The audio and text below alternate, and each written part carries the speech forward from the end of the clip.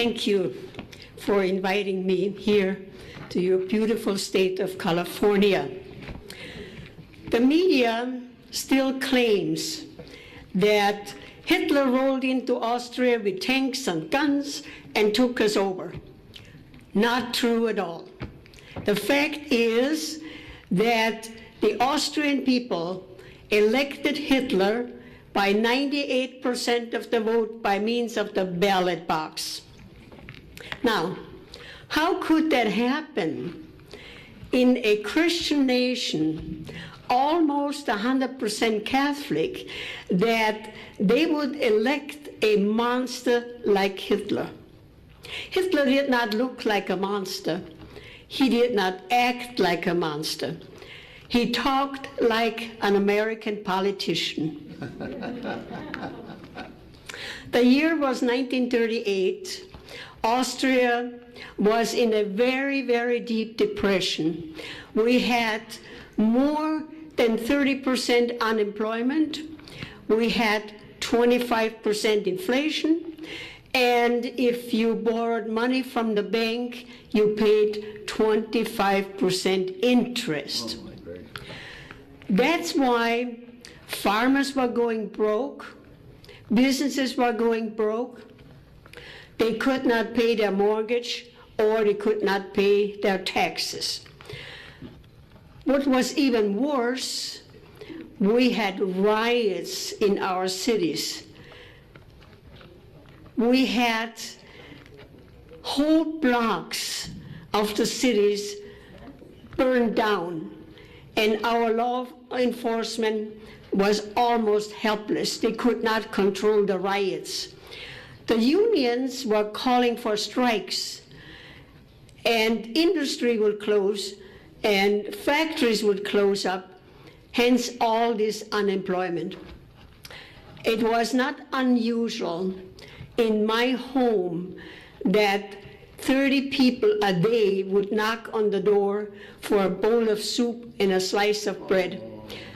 They could keep themselves alive by going door to door. There were no jobs. They were young people, college graduates, no jobs.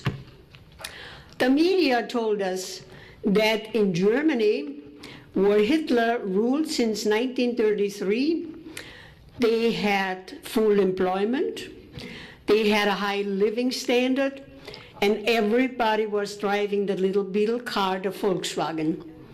We did not hear a whisper that anybody was being persecuted or arrested. We only heard good things. And of course, we spoke the same language. We spoke German. We had the same culture.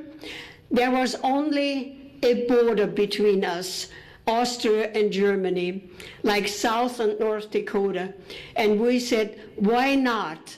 We would like to have the same high living standard what Germany had, and of all the things, jobs. People wanted to work. Austrian people are not lazy, they want to work.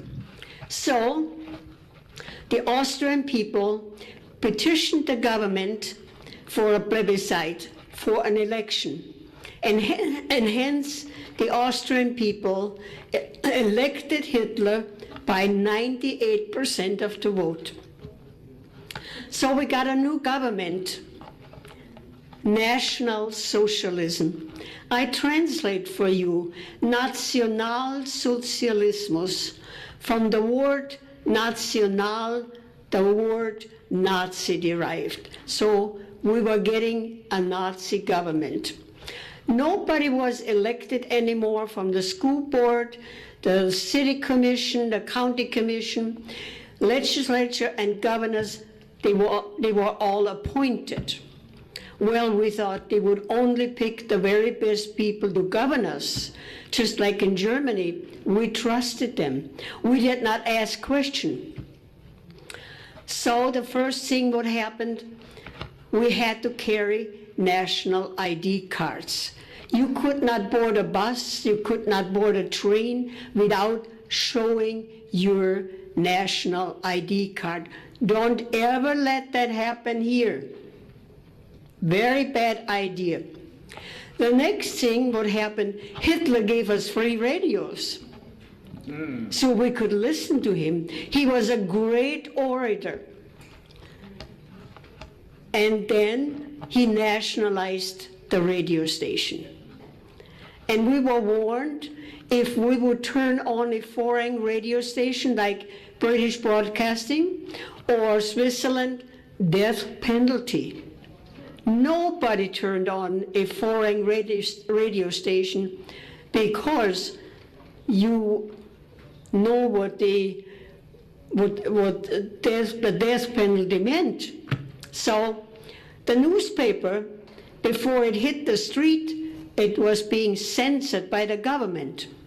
So the only voice what we had was the government radio station and the government-controlled newspaper. So a lot of new things happened very quick. Hitler gave us equal rights. Oh, that sounded so very good. Equal rights for everybody. Also, everybody was getting a guaranteed income from the government. The equal rights, here we call it the Equal Rights Amendment. Equal rights was designed in two components: equality, economics, and social. Economics, that was designed to equalize the country's wealth, because everybody was entitled to a guaranteed equal income. In order to achieve that, they had to raise our taxes up to 70% to equalize the wealth. Those who were on the lower income level, to graduate them up there to an equal level. They got subsidized housing, they got food stamps, they got heating fuel, and they got a certain amount of payment from the government for each child. So they equalized the country's wealth by taxing us 70% to bring that level, the lower income level, into an equal level, and that is called socialism. Yes. On the social level, of course, under socialism, everybody has to be in the workforce. Before Hitler, of course, the moms stayed home, they were good wives, and they raised their families. But under socialism, if you are not in the workforce, you are called a parasite. So the moms were being put out into the workforce. So what happened to the children? Child care centers. You could, and it was all free for everybody. You could bring your 4-month-old baby, leave it there 24 hours, 7 days a week. As long as you left your child there, the better the government liked it. The staffers of the child care centers, they were not the grandmotherly type of women who took care of the children. They were young women, highly skilled in child psychology, to mold the little babies from 4 weeks on up how the government wanted them. The government raised our children. So that was the equality, equal rights for everybody. The next thing what happened, education was nationalized. We had a very good educational system in Austria before Hitler. I went to public school. We had a very good curriculum. We even prayed in public school before class and after class. That morning, after the election, I walked into my classroom and the crucifix was gone. And the teacher said, this morning, we greet each other, Heil Hitler. And she said, we don't pray anymore. We sing Deutschland, Deutschland über alles, Germany above everybody. And she also said, we would not have twice a week religious education anymore either. We would have physical education instead. Oh, we did not mind that. It was a lot more fun to play ball than study the Bible or learn long prayers. She also said that on Sunday we could not go to church anymore because Sunday was compulsory National Youth Day. We had to attend at 8 o'clock in the morning to the gymnasium instead of going to church. The first 2 hours we had political education. Today I would call it political indoctrination.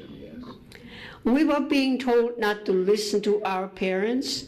They were just old-fashioned old fogies. They did not understand the young people. Only Hitler did. So don't listen to your parents anymore. And besides, you had freedom and you had rights. So our parents could not tell us anymore when to come home at night. We could decide that for ourselves. The rest of the day we had sports. We got all the sports equipment free. We got tennis rackets, we got skis, everything. And the boys of age 16, they got motorcycles.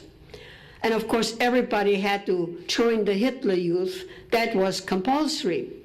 So the rest of the day we had sports and fun. So when we returned home at night, we told our parents how much fun we had and how much better it was, and all the sports equipment we got free, much more fun than going to church. Well, my parents were very concerned, especially my mother. So when my next school term came about in October, she announced that she would enroll me in a private school with an excellent curriculum, but not much fun. Off we went to the new school, high wall around, and a locked iron gate. And as I bid my mother goodbye at the gate, I almost hated her. I thought she was going to put me into a prison. But she was a wise woman. She said, today you do not understand why I'm doing this for you. But when you grow up a bit, you will understand. Had my mother not intervened, today I would be a radical Marxist. So, on holidays, I could go back home for a visit. Of course, I was curious. I would go back to my former classmates and find out what was going on. I was shocked. 16-year-old girls were having babies for Hitler, and that was glorified. Oh, Hitler wanted a lot of babies, blonde hair and blue eyes, the master race. I was shocked. So that was our educational system. Hitler also nationalized our car industry. Austria built a little car, a little bit bigger than a Fiat. Hitler said, we don't need another little car, we already have the Beetle car, the Volkswagen. So he turned the car industry into a defense industry. Also, Hitler nationalized our banks. Hitler said, those greedy banks, they were the ones who charged 25% interest. And that is why the farmers were going broke and the businesses were going broke. And he looted the Jewish banks. So our banks were being nationalized. Next thing, what happened, he nationalized our healthcare system. We had a reasonable good healthcare system, which was financed by private insurance. We had good hospitals, we had good doctors, and everybody was reasonably well being cared for. This all changed very fast. My brother-in-law, who was a family physician, he told me that when he arrived at his office at 8 o'clock in the morning, 40 patients would be lined up waiting for him to be cared for. He said it was like practicing medicine on a conveyor belt. He only had time, 5 or 10 minutes per patient, and besides all the paperwork.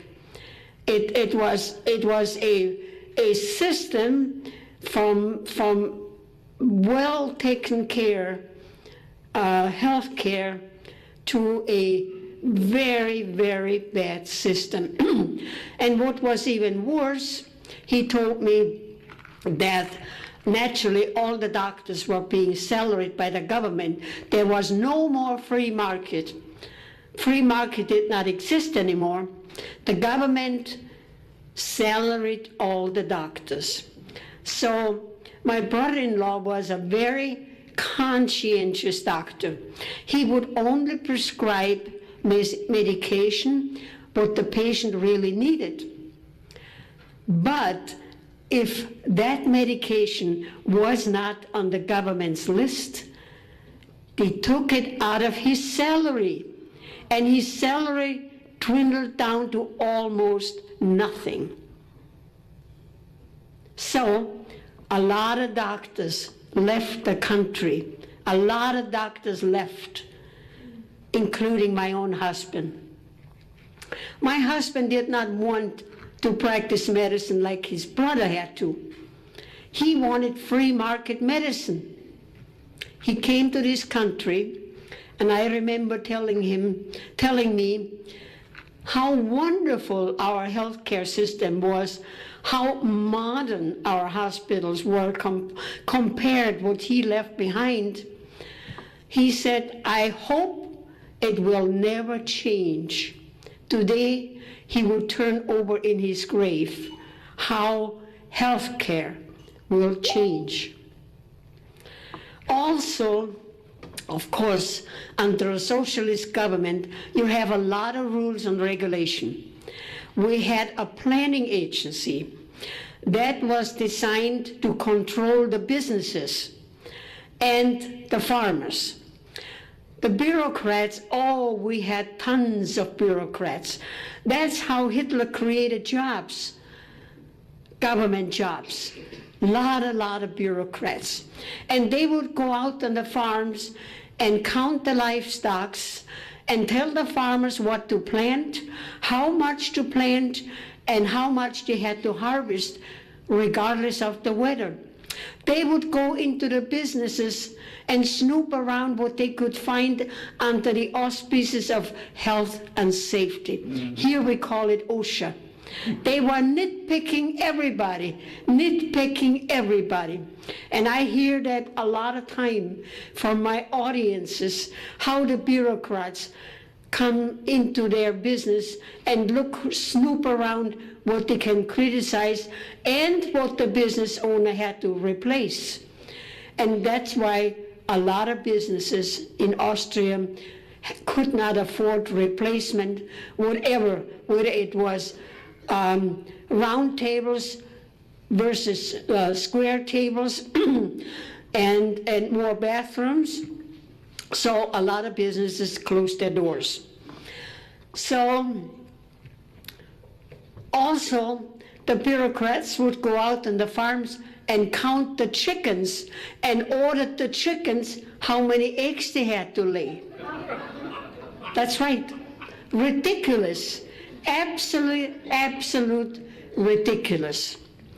Hitler wrote a book, Mein Kampf, My Struggle. He wrote in the book everything what he was going to do, that he was going to take over the world. But the Austrian people were so busy with athletics and sports, so very few people read the book. Had we read the book, we would have known what was coming. We would have known what was coming. Abortions were highly illegal. Hitler wanted a lot of babies, blonde hair and blue eyes, the master race. But when a couple was not 100% Aryan and the woman was pregnant, she was forced to have an abortion. Hitler did not want any foreign blood, only the Aryan, pure German blood. We also had euthanasia, killing people. In my last year of college, I was sent to a small village to do my practice teaching. Maybe I should back up and tell you what really happened in education. When the time came to pick your major in college, I wanted to be a journalist and writer. I was told they didn't need journalists, they did not need writers either. They needed young teachers. So I had to go into education. I did not mind that because I like children. So in my last year in college, I was sent to a small village in the mountains, and I was told that because in the wintertime, the mountain passes would close up because of the masses of snow. So people in that village, they intermarry family into family. And we know by genetics that sometime the offsprings, the baby, is a bit mentally handicapped. So when I arrived in that village, I was told they had about 15 of mentally handicapped people. One man I know very well, he was the janitor in our school, Vincent. He could not read or write. He could not talk very well, but he kept our school clean. So one morning, I looked out of my classroom window, and there was a van out there from the health department. I thought, well, and all these people were being ushered into the van. And so I asked my principal, where are they going to take Vincent and all the rest of the people? I thought maybe they take him for an outing, for a picnic. The principal said, oh no, the health department came around and asked the parents if they want to institutionalize their son or daughter to learn how to read and write. Gladly the parents signed the papers and off they went. 6 months later, the letters came to the parents that their son or daughter died a natural but merciful death. The news traveled very fast in that village. People said, well, they all left in excellent health, in good health. And why should they all die within 6 months? It dawned on the villagers that they were being euthanized. After the war, I found out that 20,000 children, handicapped children, were being euthanized. Hitler wanted perfect people. On a personal note, God forbid, should I ever become handicapped, I will never apply for a handicapped license plate because I don't want to get on the list. Amen. And I know that under Obama's health care, we have eugenics. And that means those of us who are getting old, like me, I'm 87 years old, there is no more money for us. So that was euthanasia. We also had a federal police force, secret police, commonly known as the Gestapo, and they were everywhere in civilian clothes. You didn't know who they were. People disappeared all the time, and nobody knew where people were being taken. Nobody knew, but people disappeared. And the Gestapo, they watched everybody's coming and goings, because we had national ID cards, and of course you could not board a bus or a train without showing your national ID card. They keep track on us, and we were being so scared. The most scared of everything we were of the Gestapo, the secret police. This is how it worked. Since the war was going on, all our food was being rationed. We got 1 pound of sugar a month. So if somebody in your family passed away, like grandma, you quickly took that coveted sugar coupon and went to the grocery store and bought that pound of sugar. The next day, the Gestapo would knock on your door and say, "We know that you did not turn in the sugar coupon. You bought that pound of sugar, but I am not going to arrest you. But you have to inform on your boss, your neighbor, your friend, everybody you know, and report to our office once a week." They created a network of informers. We could not trust our neighbors. We could not trust our friends. We couldn't trust anybody. We couldn't trust the mailman. Nobody. We were afraid to talk to anybody, anything political, because we did not know who was informing on everybody. A network of informers they created. I believe it was in February '09. I'm a lobbyist in our capital in South Dakota. And that morning I drove to our capital about around 8 o'clock, and I had the car radio on, and the news was being reported. And there was President Obama saying, if you hear anybody criticizing me, call the White House. Yep. When I arrived in the Capitol, I quickly went to verify. I asked some of the legislators if they heard the same story, and they said, yes, we also heard that. Can you imagine creating a network of informers, informing and call the White House? Yes, it's happening. We also had gun control.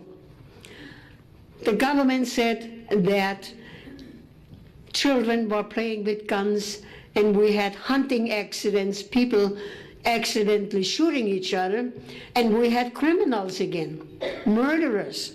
The only way that they could track the murderer was by the serial number of the gun. So bring your gun to the police station, then we can register the serial number and we can track the criminal. And we thought that was a good idea. Mm-hmm. So gladly we did that. Not long afterwards, they said no, it did not help. We could not track all the criminals. The best way to have no more crimes and no more people getting hurt bring your guns to the police station, and they already know who had guns because we registered our guns. Keep your guns and buy more guns and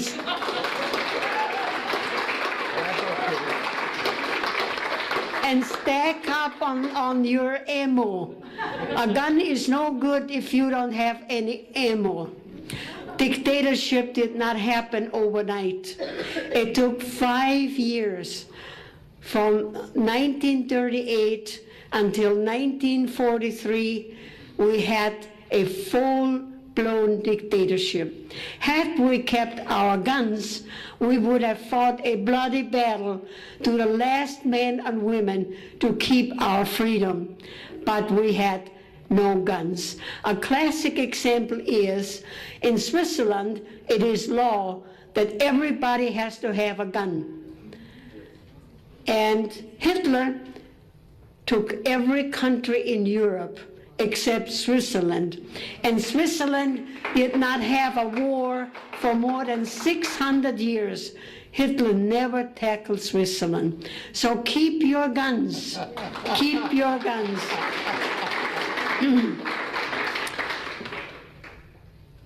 Like I said, the only information what we had, what the government provided for us, the nationalized radio station and the censored newspaper, nobody could come in and nobody could get out. We had no information, none whatsoever. We did not know that we had concentration camps. We found that out after the Americans and the Allies liberated us, that we had concentration camps, and we were shocked. We were totally shocked. When the people fear the government, that's tyranny. But when the government fears the people, that's liberty.